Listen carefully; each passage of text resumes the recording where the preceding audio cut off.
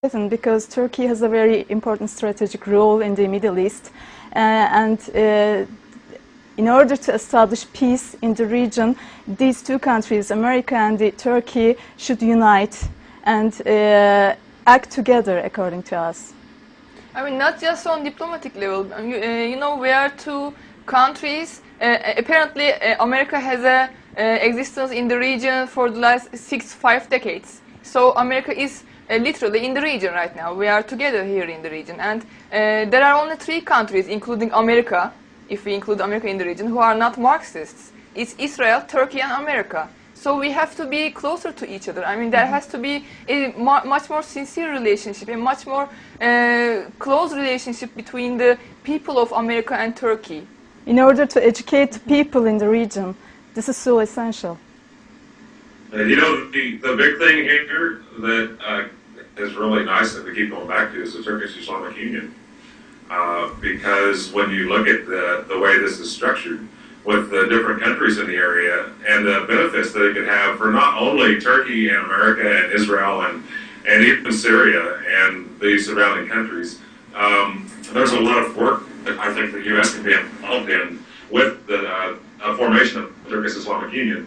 And I don't know how much you know about this yet, Scotty, but there is a push on right now to get this formed. And what it will do is actually open up this kind of travel you're talking about.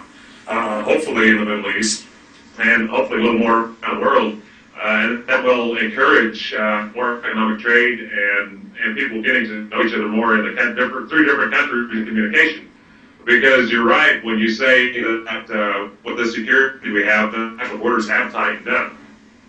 And we have the United Nations, NATO, the European Union, we have a lot of different factions that are involved in these areas, are involved in all of the skirmishes and the wars, and we've actually been in the Middle East since 1953, and that was a coup on Iran. So there are a lot of different factions that you have to look at when you look at relations between the West and the East, and one of those, I think, is America learning to respect the views and the political and personal situations in the Middle East, because they are so different. And a lot of people here, I think, especially in government, need to really know a lot more about the people there and what is wanted by the people of those governments rather than what the governments of those people are looking for. Because overall, the big picture we have to look at is the safety and the economics and what is good for the people of the world, not exactly what is good for a lot of the people that are in the governments of the world right now. As far as education, that is the #1 issue all around the world right now is education, because actually America is really, really low in educational. If you look at the educational chart on how we are educated here in America, we are I think we're like 43rd, which is really, really a disgrace when you look at it, because the Department of Education that we have has about, I think, about 5,000 members. And the last I looked, it was the budget for our education department was about $15 billion. When you compare that to $1.3 trillion that they spend on war, there is a big lack there, even in the numbers as far as education in our own country. And I agree with you when you first said that education is not recognized in the Constitution, and it's not. And there was actually a lot going on with that when it came into play. And it's actually been around for over 150 years. The Department of Education was actually formed here originally in 1867 in the U.S., and it wasn't represented by any president. It just came in as a minor bureau through the Department of the Interior, and it was actually transferred to the Federal Security Agency. So our Department of Education, I totally agree, needs to have something done with that. And I've heard some of your views on that, Scotty, and I know that you don't believe the government should be have their fingers in that as deep as they do. So do you, what would be your plans with something like that, you know, when you get in there. Okay, And well, I say win because I hope you get in there. thank you very much for your optimism. Well, speaking just as a person who had been a student, and I mean, it's kind of interesting looking back and now being a half century old, being able to actually kind of compare the changes that have happened in this country over time. And I remember listening to my grandparents when they used to tell me things. I used to say, "Wow, it's amazing you've seen all these changes." And I'm not sure the changes I've seen are quite as good as the ones that I've seen. Some of them yes, some of them no. But there was no Department of Education when I was a student. And the generation that preceded me, the generation of Americans that had put people on the moon, they did not have a Department of Education. The excellence of education in the United States has been on the decline since then. Now, whether or not that's because of or in spite of or whatever the Department of Education, it certainly hasn't helped us. And it has, and as I have mentioned earlier, it's not within the enumerated powers directly anyway.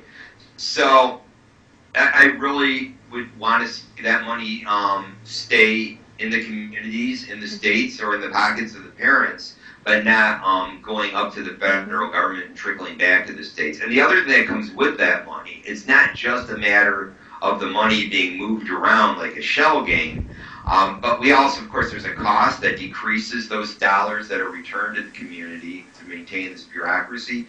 And all that money comes back with strings attached. And those strings, I don't think, are beneficial. These idea of standardizing curriculum across an entire country the size of the United States, and if you put it in perspective, it'd be like standardizing the curriculum around the entire European Union. I don't think that is beneficial. I think just the opposite, in fact. I think as many different manners of education that we can make available to people, to let people choose what modality of learning works best for them, that's the best approach. And what we have right now in our classrooms is really something I think called the Prussian model. It's a very old way of structuring a classroom that is terribly outdated. And if for instance, if it is argued that actually it's still good, well, fine, but let it compete with other models of a classroom arrangement or distance learning or homeschooling or other forms of face-to-face classroom group learning. But there's so many different types of ways people can learn, and that should be made available, and whatever works best, that will win. I mean, a free market of ideas and a free market of learning about ideas. Do you think there has to be... No, please go ahead.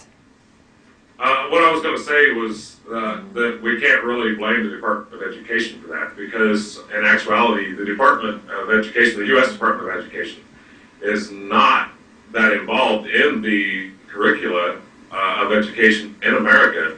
Actually, if you look up their mission statement, it's to promote student achievement and preparation for global competitiveness by fostering educational excellence and ensuring equal access. And that in itself, if you look at education around the world, I think that is a big misnomer on the part of their mission, because I too I'm actually getting ready to go back and finish my last year of college right now. And when you look at the education system, say in Turkey, and I know the girls there can probably tell us a little bit about some of the curriculum you have to meet when you go through school there, and compared to here, the equal access and for global preparation and competitiveness that they talk about is not there in our education system.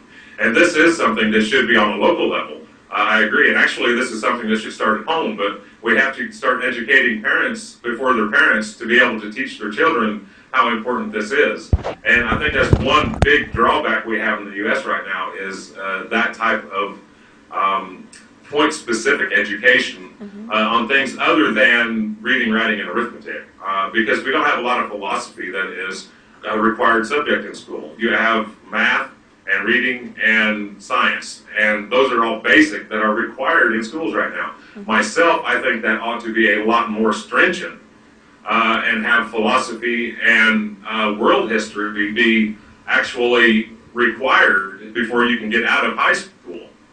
And a lot of those aren't right now. So I think we're seriously lacking in the education department, and that's got to start at the state level because the Department of Education doesn't have the funding or the personnel to do that. And a lot of people are under the impression that it does. So that is something I would like to see brought about with a lot of other changes in our government. There's a lot that need to be done, and I think you're definitely on the right track, Scotty. In fact, I'm sorry. No, please go ahead. I didn't want to interrupt you. Okay, now I was just going to say, yeah, philosophy I think is really, I agree 100%, we need to have more philosophy at all levels of school. And I mean, I had the good fortune of going to a private school where we kind of had a philosophy permeating the entire curriculum, and it was called the Detroit Waldorf School, based upon the philosophy of anthroposophy, which was developed by a German person named Rudolf Steiner. So in that context, I actually learned quite a lot that I would not have learned had I been in the public system. I did get in the public system as a high school student. I taught school at a variety of different levels in Michigan. One thing I found was when I did try to apply some of the things I had learned from my experience to the high school math instruction, wherein I wanted to teach geometry before algebra as in a math class. And my reasoning being, one thing was an art-oriented school, and geometry is a more direct application to the arts than does algebra.